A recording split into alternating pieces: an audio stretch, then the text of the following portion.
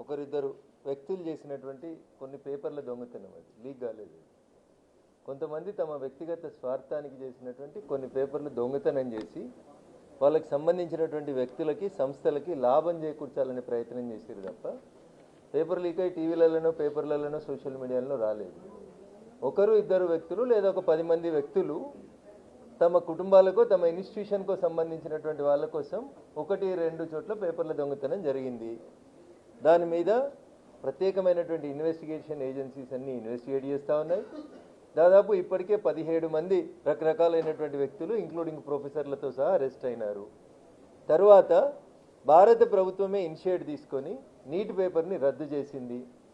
మళ్ళీ నీట్ పరీక్ష అయిపోయింది, రిజల్ట్ కూడా వచ్చింది, ర్యాంకులు కూడా ఇవ్వబడ్డాయి, కౌన్సిలింగ్ ప్రాసెస్ కూడా స్టార్ట్ అయింది.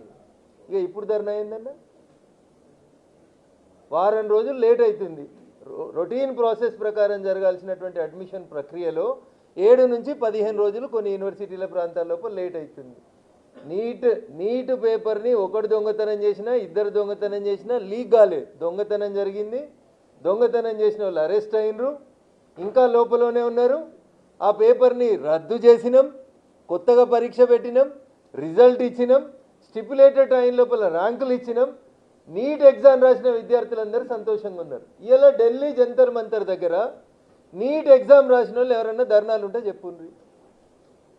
రాజు బలవంతుడైనప్పుడు, చాణక్యుడు చెప్తాడు, రాజు బలవంతుడైనప్పుడు దేశంలో వ్యవస్థలో ఉన్నటువంటి దొంగలందరూ ఒక తాటి మీదకి వస్తారు.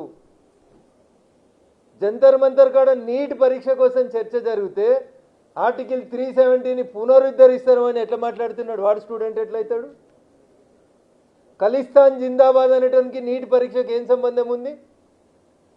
మేము విద్యార్థుల్ని గౌరవిస్తాం, విద్యార్థులే మా శక్తి, యువతనే ఈ దేశ శక్తిని పార్లమెంటు సాక్షిగా దగ్గర నుంచి మొదలుకుంటే ప్రపంచంలో ఉన్న అన్ని వేదికల మీద భారత యువశక్తి గురించి మాట్లాడింది నరేంద్ర మోడీ గారు.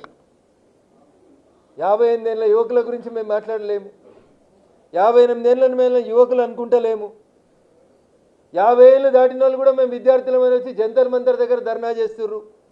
ఆర్ఎస్సీ వాళ్ళు, పీడిఎస్సీ వాళ్ళు, ఎస్ఎఫ్ఐ వాళ్ళు, ఏఎస్ఎఫ్ వాళ్ళు, ఖలిస్తాన్ తీవ్రవాదులు, ఆర్టికల్ 370 వాళ్ళు, ఉమర్ ఖలీద్ వాళ్ళు, తుకుడే గ్యాంగులు, ఈ దేశ భద్రతని వ్యతిరేకించేటోళ్ళంతా వెస్ట్ బెంగాల్లో నరేంద్ర మోడీ గారి గెలుపుని, భారతీయ జనతా పార్టీని ఆస్వాదిస్తున్నటువంటి దేశ ప్రజల మనసుని ఖరాబు చేసేందుకు మొదలుపెట్టినటువంటి కాక్రోచ్ జనతా పార్టీ ఉద్యమంలో కాక్రోచులు లేరు, విద్యార్థులు లేరు.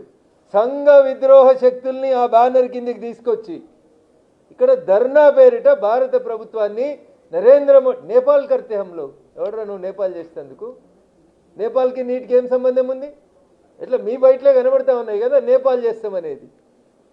ఒక్కొక్క కానిస్టేబుల్ని కిందేసి తొక్కుతా ఉన్నారు కదా విద్యార్థులు చేసేది. వాళ్ళని విద్యార్థులు మమ్మల్ని ట్రీట్ చేయమంటారా? ఏమడుగుతా ఉన్నారు? ఎస్, నీటిలో కొన్ని దొంగతనాలు జరిగినాయి, 17 మంది జైల్లో ఉన్నారు, విచారణ జరుగుతుంది, శిక్షలు కూడా పడతాయి వాళ్ళకి, తప్పు చేసిన వాళ్ళకి.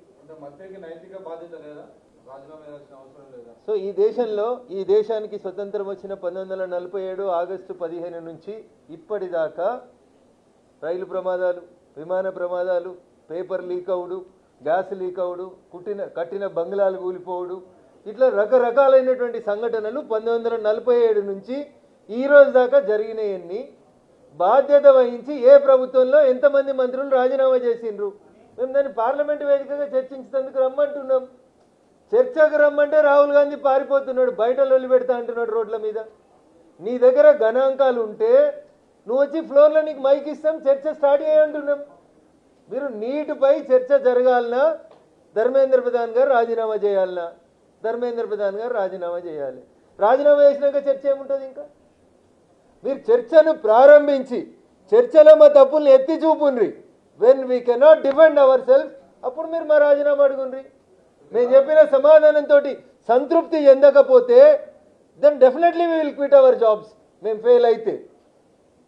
ఫెయిల్ అయిన రోజు మేము తప్పకుండా క్విట్ అవుతాం.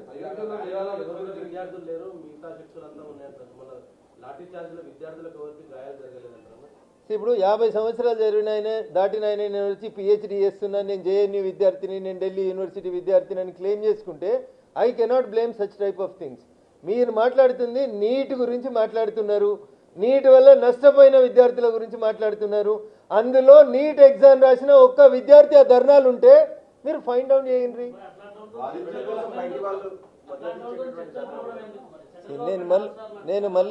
మేము మళ్ళీ చెప్తా ఉన్నాం, మా మీద తెల్ల బట్టలు వేసుకున్నామని చెప్పి మీరు బురద జల్లుతుంటే, బురద జల్లుతున్నటువంటి వ్యక్తుల్ని వచ్చి నీ దగ్గర ఉన్న నీట్ ఏంది, నీ ప్రశ్న ఏంది, చర్చ జరిపేందుకు రమ్మంటున్నాం తప్ప మేము తప్పు చేసినామని ఎక్కడ చెప్తలేదు. తప్పు చేసిన వాళ్ళని మేము ఏ రోజు క్షమించలేదు. నరేంద్ర మోడీ గారి నాయకత్వంలో వారి స్లోగన్ ఒకటే, మై నై కావుంగా కిసీకు బి నై కానేదేంగా. ఇంతకంటే గొప్పగా ఏం చెప్తారు? ఇంకా ఏమంటారు? మీరు వాడుతున్న పదాల పట్ల మేము అభ్యంతరం వ్యక్తం చేస్తా ఉన్నాం. పేపర్ లీక్ వేరు. లీక్ అంటే కాశ్మీర్ నుంచి కన్యాకుమారి దాకా అందరికీ దొరకాలి పేపర్ దొరికింది ఎవడో ఒకటి దొంగతనం చేసి ఒక ఇన్స్టిట్యూట్ వాళ్ళకి ఇచ్చుకున్నాడు, అది దొంగతనం అంటారు. దొంగతనం వేరు, లీక్ వేరు అన్న. లీక్ అంటే అందరు సోషల్ మీడియాలో అందరికి వచ్చేసేయాలి. ఎవరికి వచ్చిందన్న నీట్ పేపర్? ఒకరి తర్వాత ఒకరు అడుగురు. I'm ready to face everybody. దొంగతనం జరిగింది కాబట్టి రద్దు చేసినాము అంటున్నాము. కొద్దిమంది ఆ దొంగతనం వల్ల వినాలి ఒక్క నిమిషం. దొంగతనం వల్ల ఒక ఇన్స్టిట్యూట్కి సంబంధించిన వాళ్ళు, ఒక ప్రొఫెసర్కి సంబంధించిన వాళ్ళు కొద్దిమందికి బెనిఫిట్ అయింది కాబట్టి, మిగతా విద్యార్థులకి నష్టం జరుగుతుంది కాబట్టి దాన్ని ఆ దొంగతనాన్ని అరికట్టాలనే ఉద్దేశం కొద్దీ లీక్కి దొంగతనానికి మధ్యన తేడా గమనించమనేది నేను మీకు చేస్తున్న అప్పీల్. సిజేపీ నాయకులు కొండ గ్యారీ మర్చిస్తున్నారు. వారు ఏం చెప్తారు, అసలు ఇక్కడ సమావేశం కావడానికి కారణం ఏంది, అట్లాగే పార్లమెంటు ముట్టడి అది తీవ్ర ఉద్రిక్తంగా మారిన పరిస్థితుల నేపథ్యంలో దానిపైన స్పందన ఏంటో తెలుసుకుందాం. చెప్పండి మాథ్యూస్, ఏం జరిగింది అసలు? నిన్న పార్లమెంటు ముట్టడి అంతా కూడా అంత తీవ్ర రసభాసగా మారింది, అంత ఉద్రిక్తంగా మారింది, దానిపై మీ కామెంట్ ఏంటి? ముందుగా భారతి టీవీ ప్రేక్షకులకు అందరికి కూడా నా నిండు నమస్కారాలు. జై తెలంగాణ, భారత్ మాతాకి జై. ఇవాళ దినము కాక్రోచ్ జనతా పార్టీ తరఫున, తెలంగాణ కాక్రోచ్ జనతా పార్టీ తరఫున ఈ వ్యవహారాన్ని తీవ్రంగా ఖండిస్తున్నాము మేము. ఎందుకంటే నిష్పక్షపాతంగా ఒక ఇష్యూ బేస్ మీద మేము పోయినామన్నా. మా పాకెట్లలో పెన్లు ఉన్నాయి, పుస్తకాలు ఉన్నాయి, కానీ వీళ్ళలాగా బుల్లెట్లు లేవు, తుపాకీలు లేవన్నా. మా మీద దాడి చేయడానికి మేమేమైనా టెర్రరిస్ట్లమా అన్న? పోనీ మీరు అనుకుంటున్నారు మేము యాంటీ నేషనల్ టెర్రరిస్ట్స్ అని. You prove it. You are not even able to prove who's a citizen in this country. Passport ఉంటే కూడా it does not guarantee citizenship అన్న. రీసెంట్గా మనం చూస్తూ ఉన్నాము. అసొంటి తరుణములో మా మీద దాడి చేయడము, మమ్మల్ని యాంటీ నేషనల్ అనడము, చలో అది పక్కన పెడదాము. ఇవాళ దినము కొన్ని వందలాది అమ్మగారులు ఏడుస్తుర్రన్నా, పిల్లలు కోల్పోయారన్నా. ఏముంటుందన్న ఆకాంక్ష ఒక నీట్ పరీక్ష రాసే స్టూడెంట్కి, అరే నేను నా దేశాన్ని ఏదొకటి ముందుకు తీసుకోవాలి, మెరుగుపరిచే విధానంగా నేను పనిచేయాలంటే ఎగ్జామ్ రాసుకొని నేనేదో డాక్టర్ అవుతా అని పోయే పిల్లలు, వాళ్ళకి 2 ఆప్షన్స్ ఉన్నాయి. యాతో they can choose not to write the exam. But ఇవాళ దినము అది దాటి కూడా నేను సూసైడ్ చేసుకుంటా, ఇంకా నాకు రిజల్టే దొరకదు అనే పరిస్థితిలో మనం బతుకుతా ఉన్నామంటే ఇది ఒక కుంభకోలు వ్యవస్థ, ఇది తూట్లు పొడిచిపడిన వ్యవస్థ అని కూడా ఈ సందర్భాన్ని నేను తెలియజేస్తా ఉన్నా. అంటే ఈ ప్రొటెస్ట్ అంతా కూడా హింసాత్మకంగా మారడానికి కొంతమంది దేశ వ్యతిరేక శక్తులు, యాంటీ సోషల్ ఎలిమెంట్స్, అట్లాగే కొంతమంది గ్యాంగ్స్టర్స్ కూడా ఇందులో, హిందూ వ్యతిరేక శక్తులు, లెఫ్టిస్ట్ భావజాలం ఉన్నలు, తుక్కడే గ్యాంగ్ అంతా కూడా ఇందులో ఇన్వాల్వ్ అయినారు. ఇందులో విద్యార్థుల్ని, జెన్జీ కిడ్స్ని పావులుగా వాడుకుంటున్నారు. ఆ విషయం వాళ్ళకి అర్థం కావట్లేదు. కొంతమంది వర్గాల నుంచి వాదన వస్తుంది.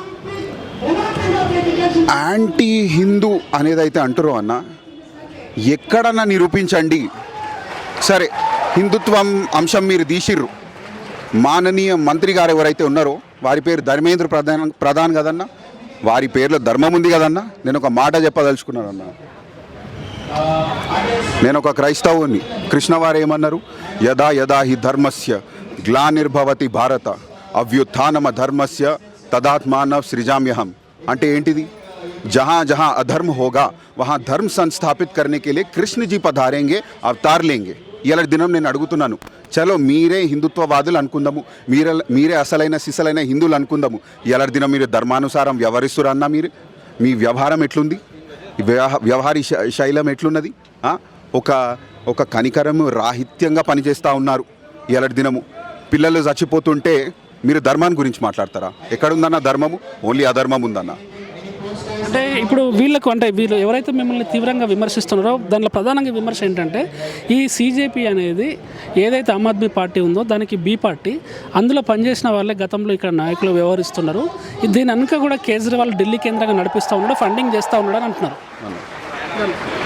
అన్న, ఇప్పుడు దేశంలో ప్రతిపక్షం ఉండడం అనేది ఒక చాలా కీలకమైన పాత్ర.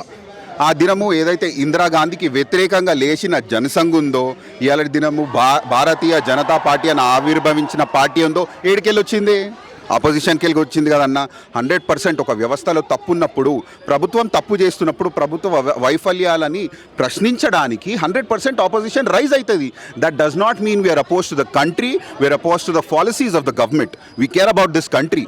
ఈ దేశాని కోసం మేము చస్తాము కావాలంటే కూడా. We care about this country, we love this country. కానీ ప్రతిపక్షము లేచినంత మాత్రాన్నే మేము యాంటీ నేషనల్ అయితే, బీజేపీ పార్టీ కూడా ఇందిరాగాంధీకి వ్యతిరేకం లేచినప్పుడు వాళ్ళు కూడా యాంటీ నేషనల్ అని సందర్భాన్ని తెలియజేస్తా ఉన్నాం. మీరు జేపీ నడ్డాకు కూడా ఒక 3 డిమాండ్స్తో కూడా మీరు అప్లికేషన్ ఇచ్చినారు, మెమరాండం ఇచ్చినారు. దాని మీద ఎలాంటి రిప్లై ఇప్పటివరకు రాలేదు.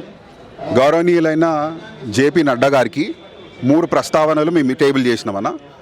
దానిలలో ర్యాండమ్ ఆర్డర్లో చెప్తా. ఒకటి అయితే 1 crore ex gratia to all the students who committed suicide. ఇంకొకటి ఏంటంటే without any questions asked Sonam Wangchuk గారిని రిలీజ్ చేసి పబ్లిక్ అడ్రస్ ఇచ్చేటట్లు ఉండాలి. ఇసొంటి ఇవే అయితే ఉన్నామో మేము టేబుల్ చేసినాము. గౌరవ జేపీ నడ్డా గారు ఏం కమిట్మెంట్స్ ఇవ్వలేదు. వారు ఏమన్నారంటే I will discuss with my internal senior leadership అని చెప్తా అని చెప్పిండ్రు. కానీ ఇప్పటివరకు ఏం కమిట్మెంట్ ఇవ్వలేకపోయారు వారు. అంటే దాని మీద ఇప్పుడు మీకు స్పష్టమైన హామీ ఏం కావాలి? మీ ప్రధాన డిమాండ్లు ఏంటి? అంటే ప్రభుత్వం తరపు నుంచి మీరు ఏవైతే 3 ఆయన ముందు ప్రతిపాదనలు పెట్టారో అవి చేస్తే మీరు వీటన్నిటిని ఆపేస్తారా, లేకపోతే మీ ప్రధాన డిమాండ్ ఏంటి? ప్రధాన డిమాండ్ బాధ్యతదారితనము చూపియండి. బాధ్యతదారితనము చూపియండి. నేనేమంటున్నానన్నా, ఇవాళ దినం ధర్మేంద్ర ప్రధాన్ గారు రిజైన్ చేస్తే రేపు పొద్దుగాల ఇంకొక మంత్రివర్గం భయపడితే తప్పు చేయాలన్నప్పుడు, ఎస్ తప్పులు అయితే మేము దాన్ని తప్పు చేయంగానే మీరు పెద్ద ఇది అని మేము అంటలేం. Yes, it's only human to make errors. But we are saying ఇది అతి ఘోర పాపము. పిల్లలు చచ్చిపోతుర్రు. ఇది తప్పు కాదు, ఇది ఒక పాపము. గౌరవనీయులైన ధర్మేంద్ర ప్రధాన్ గారు రాజీనామా చేసి కాన్స్టిట్యూషన్ పట్ల వారికి ఉన్న ఏదైతే రెస్పెక్ట్ ఉందో అది నిలబెట్టుకోవాలని సందర్భాన్ని మనవి చేస్తాం. So basically what's going on is we want the education minister to resign. And the education in India, the education system in India has been really bad. There's been paper leaks happening since a really long time and no one's been bringing it up. Even though there has been protests happening, a lot of people are not talking about it. This is not the first time it happened. This is the 3rd or 4th time it's been happening. It shouldn't happen like that, especially privileged or underprivileged, that's secondary. People working really hard, studying for exams, preparing for exams, and some people finding out, and the rest just like working really hard and then the exam getting cancelled. That's not fair for a lot of these people working really hard. If you leak papers like that, it's going to affect everyone, not just a few people, especially people that worked really hard. Which policies especially you people are strongly opposed, and why? Can you Which policies you people are strongly opposing, and what is that? What is the policies which people you are opposing mainly? policies? Yeah, policies, education policies regarding education. We want the whole education system to change. Total education system. Education system to change. Can you say examples which policies you are recommending? See, number one, the exams in India are already made really, really hard compared to other countries. NEET, JEE, they're made extremely hard for people to pass. The pass percentage is really, really low. And on top of that, if you're leaking papers, obviously it's going to affect not just the students but also their families and also the student, because families put a lot of pressure on these students. If central government does not support your protest, what is your next step? We want the education system to change. We're going to be here until the education system changes and until the education minister resigns, until there's a change. What is your final decision? That is our final decision. That's all of our final decision.